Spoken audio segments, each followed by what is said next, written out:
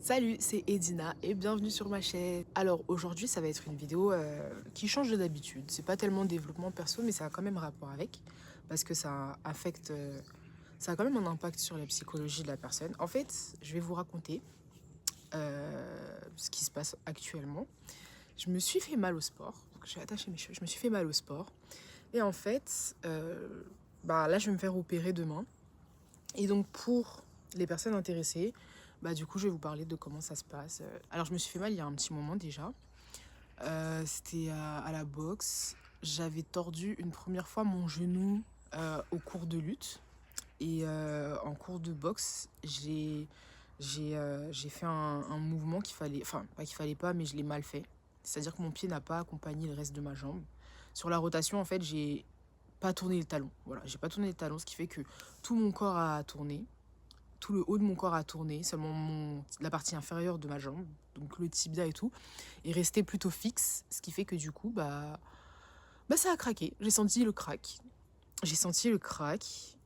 Je me suis mise par terre direct et j'avais envie de chialer, mais je me suis retenue. Et donc, du coup, voilà, je me suis fait mal ce moment-là. Le lendemain, ça a gonflé. Je pouvais plus plier ma jambe ni la déplier. Donc, j'avais appelé SOS médecin. Ils sont venus. Ils m'avaient donné une ordonnance pour une genouillère. Ouais, pour une genouillère. Et des anti-inflammatoires qui m'ont détruit le bide. Franchement, je pouvais pas manger pendant 5 jours. Et encore, j'avais trop mal au ventre. Dès que je mangeais un truc, j'avais mal au ventre. Et du spasfon. Mais le problème, c'est que, en fait, il y avait un truc qui était bizarre dans mon genou. Je savais que c'était bizarre parce que je le sentais, c'était pas comme d'habitude et je perdais de l'équilibre et tout ça. Donc, ce que j'ai fait, c'est que j'ai repris rendez-vous avec un autre médecin qui, elle, m'a fait une ordonnance pour une IRM. Parce que le premier médecin n'avait pas voulu me faire l'ordonnance pour l'IRM. Donc je suis allée faire mon IRM et de là on m'a dit que, enfin la conclusion c'était que mon ligament croisé antérieur était complètement rompu. Du coup, j'ai dû prendre rendez-vous avec un chirurgien orthopédiste. À ce moment-là, j'ai un pote à moi, il s'est blessé, il a fait exactement la même chose que moi. Du coup, j'ai pris tout comme lui, j'ai pris le même chirurgien et tout ça parce que bon, c'était quelqu'un de confiance et tout, selon, selon son expérience. Donc du coup, j'ai pris le même chirurgien orthopédiste que lui et là, demain, je vais me faire opérer. Donc du coup, j'ai fait mon IRM. Genre là, mon genou, en vrai, il y a des jours, il me fait mal, il y a des jours, il me fait pas mal. Et ça dépend surtout de ce que je fais. Par exemple, je peux pas courir. Je peux pas fléchir le genou. C'est-à-dire que ma jambe, je peux la plier tant qu'il n'y a aucun poids dessus. Mais si je mets mon poids à moi dessus, c'est mort, j'ai mal. Il y a une façon de déplier le genou. Si je le déplie trop vite, ça va pas le faire. Si je le déplie trop vite, ça va pas le faire. Si jamais, quand je suis debout, en fait, il y a une instabilité. Ce qui fait que j'ai l'impression que ma jambe, elle se barre. Et j'ai l'impression que ma jambe, elle se barre. Il y a quoi encore? Quand je dors, du coup, ouais, quand je dors, des fois, c'est relou. Si jamais la médecin qui m'avait reçu là, le médecin qui m'avait reçu et qui a bien voulu me faire l'ordonnance parce que le premier n'avait pas voulu, qui avait bien voulu me faire l'ordonnance pour l'IRM, elle m'avait donné des béquilles et une, comment on appelle ça, une attelle. Et le matin, en fait, quand je me lève, si jamais je fais la ouf à marcher sans mon attelle et tout ça, après j'ai mal. Voilà, j'ai mal. Pour conduire, suivant la position de ma jambe, j'ai mal. Mais en fait, en vrai, au bout de 5 minutes, j'ai mal. Mais en vrai, c'est des douleurs qui sont supportables, mais j'ai quand même mal, c'est quand même présent. Donc voilà, donc je fais super attention pour pas glisser ni quoi que ce soit, voilà. Et quand ça arrivait surtout, quand ça arrivait, franchement, j'ai senti le déchirement. J'ai senti, ça a fait crack. Et genre, en fait, c'est ça qui a fait que j'ai dit au médecin, ouais, c'est bizarre et tout. Quand le mec de SOS médecin, il a pas voulu et tout. Je lui ai dit, mais monsieur, en fait, j'ai senti le crack. Il a vu que mon genou avait gonflé et tout. En fait, je l'ai tellement senti le crack que je pourrais même vous dire que je l'ai entendu pour savoir quel bruit ça a fait. Ça a pas juste fait crack, non, ça a fait chrrr. Voilà, ça a fait ça, ça a fait ça. Et genre, ouais, c'était ça. Genre, je l'ai tellement senti en moi. Et quand je suis partie de mon cours, parce que je me suis fait mal du coup pendant le cours, je me suis dit non c'est mort, j'ai pas envie de passer, j'ai pas envie de voir des médecins, j'ai pas envie de me faire opérer. On dirait que inconsciemment je savais que là c'était fichu. Sur le coup franchement c'était une douleur assez vive. Enfin pour moi ça a été assez vive. J'ai pas eu trop mal les autres jours. Le moment où j'ai le plus mal c'est quand ça s'est déchiré. Ça a été net, genre j'ai eu mal, je me suis mise par terre, j'avais vraiment envie de pleurer mais je me suis retenue. Et je savais que là c'était fichu. Et en fait, franchement, je pense que ça. Mon genou, en fait, je pense que le ligament il a été affaibli parce que, en gros, comme je vous ai dit avant, j'ai tordu mon genou à un cours de lutte et je l'ai tordu vers l'intérieur. C'est-à-dire ma jambe, elle est rentrée vers l'intérieur. Mais ce jour-là, faut savoir que j'ai morflé. Sincèrement, je me suis relevée. Je boitais pas. Mais par contre, pour faire certains gestes, j'ai morflé. Mais ça n'avait pas encore craqué. Et il faut savoir que du coup, mon genou, il a craqué genre, je sais pas moi, une semaine après. Une semaine après. Donc du coup, faut savoir, par exemple, le cours de lutte, c'était le vendredi. Et genre, une semaine après, j'avais été à un cours de boxe le mercredi, du coup, où c'était le cours. C'était un cours. C'était pas le même cours que je faisais habituellement, donc le cours féminin qui était le vendredi. Et, euh, et du coup, bah, je crois que ça a été trop parce que vu que je m'étais pas reposée entre temps, genre, bah, du coup, bah, ça a craqué. Donc, du coup, là, demain, je vais me faire opérer.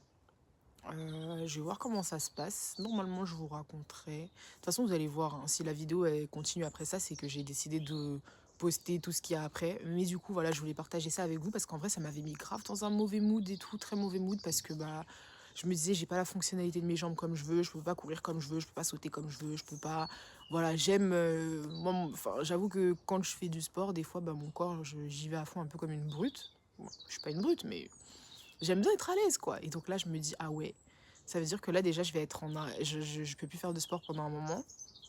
Après, ça va, je fais pas de compétition comme certains et tout. Je suis pas genre sportive de haut niveau ou sportive genre en mode, je fais des. Comme je vous ai dit, je suis pas compétitive, je fais pas de compétition et tout.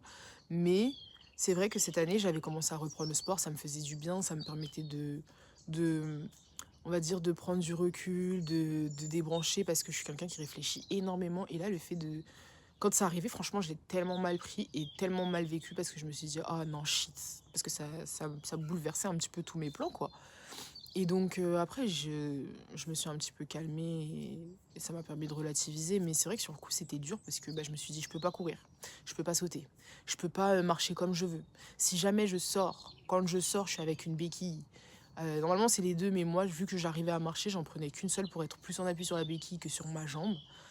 D'ailleurs, franchement, ma jambe, si on voit, parenthèse, hein, mais ma jambe, on voit déjà qu'elle a fondu par rapport à l'autre. Mais c'était frustrant. C'est frustrant parce que du coup, je vois que les gens qui m'accompagnent je fais le taxi, quand ils font le taxi pour moi et tout, bah en fait, ils marchent vite. Et moi, je peux pas marcher aussi vite que je marchais d'habitude. Je suis lente. Donc ça aussi, ça m'a frustrée. Et en fait, ça te chamboule parce que bah tu perds tes habitudes. Là où tu courais, tu marchais vite, tu sautes, tu vas là-bas, tu dis je sors, je vais là-bas, à gauche, à droite, bah tu le fais plus. Tu le fais plus, ou du moins plus à la même vitesse, tu fais attention.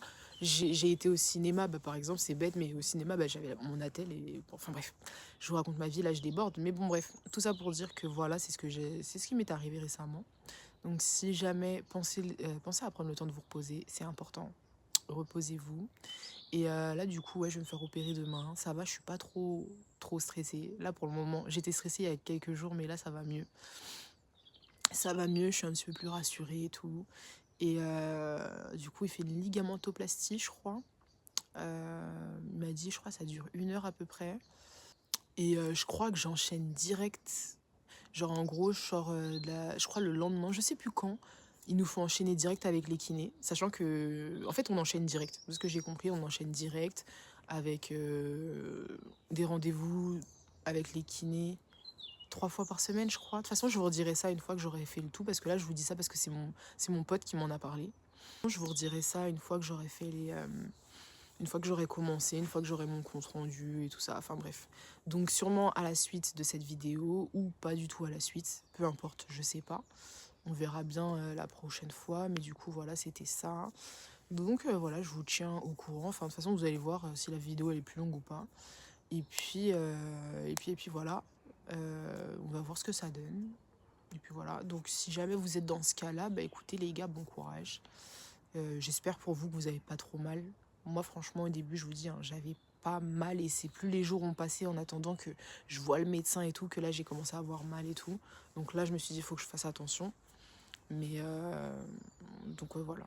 Donc sur ce, je vous laisse et on va découvrir la suite. Enfin, vous allez découvrir la suite au fur et à mesure, quoi. Si la vidéo elle est plus longue, c'est que j'ai mis la suite. Sinon, c'est que ce sera dans une autre vidéo. Donc voilà, voilà les gars. Et puis bon courage pour les personnes concernées. J'espère que ça va aller. Et préparez-vous parce qu'apparemment, il faut avoir du mental. Même moi, je le sais. Donc on verra quand je serai dedans, ça se trouve j'aurai pas le mental, ça se trouve je vais bouder, ça se trouve je vais être frustrée parce que je pourrai pas faire ce que je veux. On verra bien, mais bon, de ce que j'ai compris, il faut se préparer mentalement. parce que c'est pas évident, parce que tu vas rester 3 semaines chez toi, à rien pouvoir faire, à rien pouvoir, voilà, tu restes allongé, là, tu t'attends que le temps passe, et puis voilà. Donc voilà, je vous dirais ça. Bisous, bisous, à la prochaine.